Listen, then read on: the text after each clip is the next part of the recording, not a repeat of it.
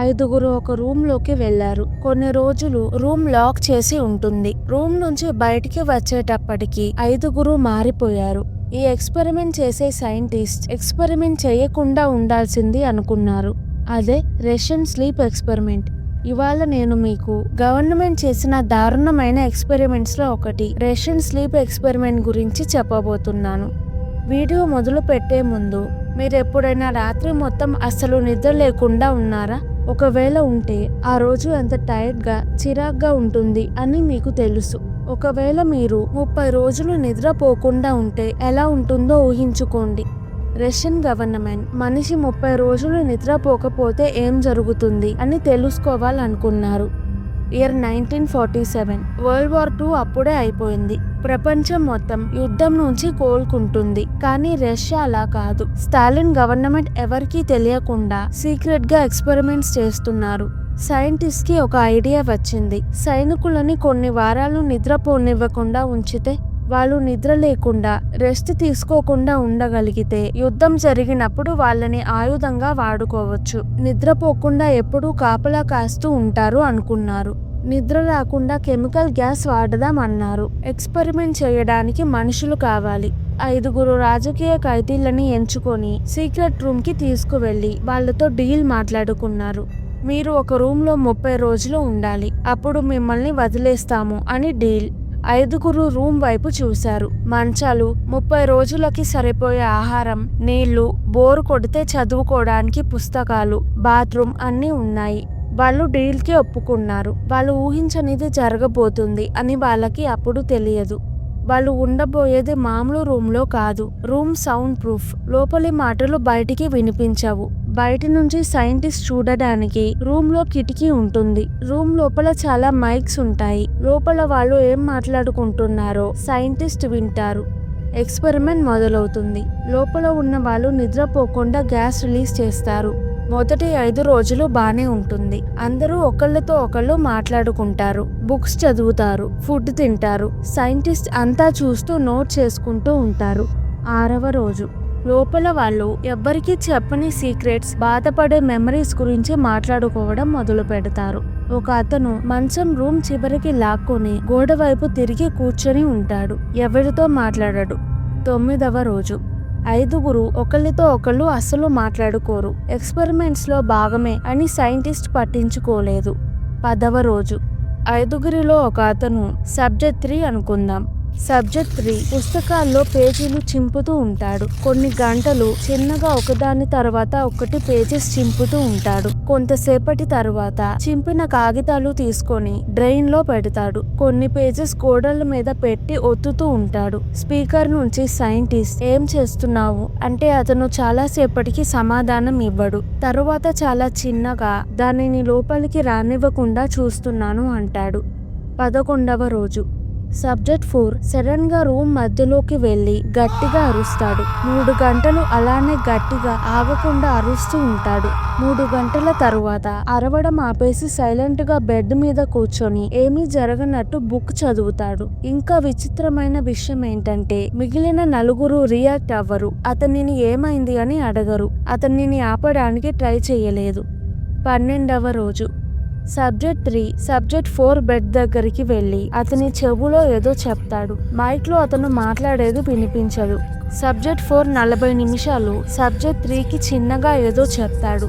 Subject 4 చెప్పడం అయ్యాక subject 3 స్లోగా కిటికీ వైపు చూస్తాడు. అక్కడ నుంచి సైంటిస్ట్ అతనిని చూస్తున్నారు అని తనకి తెలుసు. కిటికీ వైపు చూసి నవ్వుతాడు. రూమ్ లో గ్యాస్ రిలీజ్ అవుతూ ఉంటుంది. లోపల ఐదుగురికి అస్సలు నిద్ర లేదు. 2 వారాల తరువాత 3 రోజులు ఐదుగురు చాలా సైలెంట్ గా ఉన్నారు. మాట్లాడరు, కదలరు, తినరు. రూమ్ లో కూర్చొని ఉన్నారంతే. సైంటిస్ట్ కి భయం వేస్తుంది. స్పీకర్ లో లోపల ఉన్న వాళ్ళతో మాట్లాడడానికి ప్రయత్నిస్తారు, కానీ ప్రయోజనం ఉండదు. సైంటిస్ట్ ఎక్స్పెరిమెంట్ ఆపేద్దామంటారు, కానీ ఆఫీసర్స్ ఒప్పుకోరు. కంటిన్యూ చేయాలి అంటారు. 15వ రోజు సబ్జెక్ట్ 1 లెగిచి కిటికీ దగ్గర 6 గంటలు నిలబడ్డాడు. చూస్తున్న సైంటిస్ట్ కి భయం వేస్తుంది. సబ్జెక్ట్ 1 మొహం మామూలుగా లేదు. కళ్ళు పెద్దగా తెరిచి ఉన్నాయి. కళ్ళు ఆర్పట్లేదు. మొహంలో ఎక్స్ప్రెషన్ ఏమీ లేదు. 20వ రోజు సైంటిస్ట్ కి రూమ్ లో నుంచి బ్యాడ్ స్మెల్ వస్తుంది. కిటికీలో నుంచి చూస్తారు. గోడ మీద రక్తం ఉంటుంది.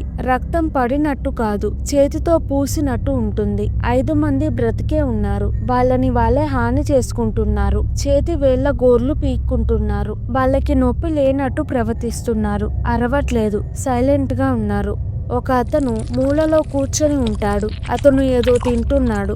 సైంటిస్ట్ అతనిని గమనిస్తారు. అతను ఫుడ్ తినట్లేదు, అతనే తింటున్నాడు. ఇప్పుడు ఎక్స్పెరిమెంట్ ఆపకపోతే ఇంకేం జరుగుతుందో అనే టెన్షన్తో సైంటిస్ట్ డోర్ తెరుస్తాడు. గ్యాస్ మాస్క్ వేసుకొని ముందు గన్స్ తో ఆఫీసర్స్ లోపలికి వెళ్తారు. చాలా బ్యాడ్ స్మెల్ వస్తుంది. రూమ్ తెరిచి ఆఫీసర్స్ లోపలికి వస్తున్నా రూమ్ లో 5 సైలెంట్ గా ఉంటారు. ఆఫీసర్ వాళ్ళతో ఎక్స్పెరిమెంట్ అయిపోయింది, బయటికి రండి అంటాడు. ఒక అతను మేము రాము అంటాడు. సైంటిస్ట్ అతన్ని చెయ్యి పట్టుకొని బయటికి తీసుకువెళ్ళాలి అనుకుంటాడు. అతను సైంటిస్ట్ చెయ్యి గట్టిగా పట్టుకొని చిన్నగా మమ్మల్ని బయటికి తీసుకువెళ్తే మేము నిద్రపోము, ఇలానే ఉంటాము. మేము బయటికి వస్తే మీరే బాధపడతారు అని చెప్తాడు. ఆఫీసర్స్ 5 బలవంతంగా బయటికి తీసుకువెళ్తారు. 5 ఆఫీసర్స్ తో ఫైట్ చేస్తారు. 3 ఆఫీసర్స్ కి గాయాలయ్యాయి. ఒక సబ్జెక్ట్ చనిపోతాడు. ఫైట్ లో కాదు, అతనికి హార్ట్ అటాక్ వచ్చి చనిపోయాడు. ఆఫీసర్ సైంటిస్ట్ మిగతా 4 మత్తు మందు ఇచ్చి బయటికి తీసుకువెళ్తారు. చెకప్ చేస్తారు. చాలా పెద్ద గాయాలయ్యి ఉంటాయి. వాళ్ళల్లో కొన్ని ఆర్గన్స్ ఉండవు. వాళ్ళే ఆర్గన్స్ ని బయటికి లాక్కున్నారు. బాడీలో బోన్స్ విరిగిపోయి ఉన్నాయి. ఆ గాయాల వల్లే చనిపోయే ప్రమాదం ఉంది. అయినా 4 చైర్స్ లో కూర్చొని సైలెంట్ గా డాక్టర్స్ ని చూస్తూ ఉంటారు. ఏడవట్లేదు, అరవట్లేదు. డాక్టర్ సబ్జెక్ట్ 3ని ఒక ప్రశ్న అడుగుతాడు, నొప్పిగా ఉందా అని. అతను డాక్టర్ వైపు చూసి మాకు చాలా కాలం నుంచి ఫీలింగ్స్ లేవు అంటాడు. సీనియర్ ఆఫీసర్ అందరినీ మళ్ళీ రూమ్ లో వేద్దాం, గ్యాస్ వదిలి వాళ్ళ బ్రెయిన్ ఎలా పనిచేస్తుందో చూసి ఆయుధం తయారు చేద్దాం అంటాడు. 4 సైంటిస్టులో 3 వద్దు అంటారు. వెంటనే 3 ప్రాజెక్ట్ లో నుంచి తీసేస్తారు. మొదటి రోజు నుంచి ప్రాజెక్ట్ లో ఉన్న సైంటిస్ట్ ఈ ప్లాన్ కి ఒప్పుకుంటారు. 4 సబ్జెక్ట్స్ ని మళ్ళీ రూమ్ లోకి తీసుకువెళ్తారు. గ్యాస్ ఆన్ చేస్తారు.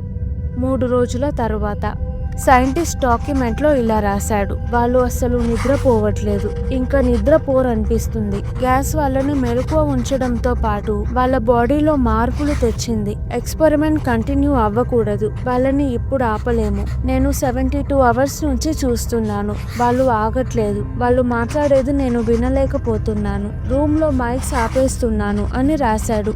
ఇంకొక డాక్యుమెంట్ లో వేరే వ్యక్తి, సైంటిస్ట్ మాకు రూమ్ లో కనిపించాడు. మేము ఎవ్వరం రూమ్ ఓపెన్ చేయలేదు. అతను లోపలికి ఎలా వెళ్ళాడో అర్థం కాలేదు. మేము అతనిని బయటికి తీసుకువచ్చాము. అతను అస్సలు మాట్లాడట్లేదు. ఇప్పుడు రోజుకి 18 గంటలు నిద్రపోతున్నాడు. 4 సబ్జెక్ట్స్ ఇంకా రూమ్ లోనే ఉన్నారు. ఎక్స్పెరిమెంట్ జరుగుతుంది అని డాక్యుమెంట్ లో ఉంటుంది. మీకు ఈ కథ నిజం కాదు అనిపించవచ్చు. ఒఫీషియల్ గా మీరు అనుకున్నది నిజమే, ఎవిడెన్స్ ఏమీ లేదు. ఈ కథ ఇంటర్నెట్ లో ఉంది. నేను చెప్పిన కథ మొత్తం నిజం కాకపోవచ్చు. మనకి తెలియకుండా ఎక్స్పెరిమెంట్స్ మాత్రం జరుగుతున్నాయి. మనిషికి 11 రోజులు నిద్ర లేకపోతే హెల్యూసినేషన్స్ వస్తాయి. బ్రెయిన్ సరిగ్గా పనిచేయదు, నొప్పి తెలియదు. ఈ విషయం నిజం. స్లీప్ ఎక్స్పెరిమెంట్స్ జరిగాయి అన్నది కూడా నిజం. America MK ultra program, Japan unit 731 sleep experiment కన్నా దారుణంగా ఉన్నాయి. రష్యన్ గవర్నమెంట్ కూడా మనుషుల మీద ఎక్స్పెరిమెంట్స్ చాలా చేశారు. కానీ ఎలా చేశారు, ఏమి ఎక్స్పెరిమెంట్ చేశారు అని మనకి తెలియదు. నేను నిజంగా జరిగే ఎక్స్పెరిమెంట్స్ కూడా చెప్తాను. మిస్ అవ్వకూడదంటే ఛానల్ని సబ్స్క్రైబ్ చేసుకోండి. Thank you. మళ్ళీ వచ్చే వీడియోలో కలుద్దాం.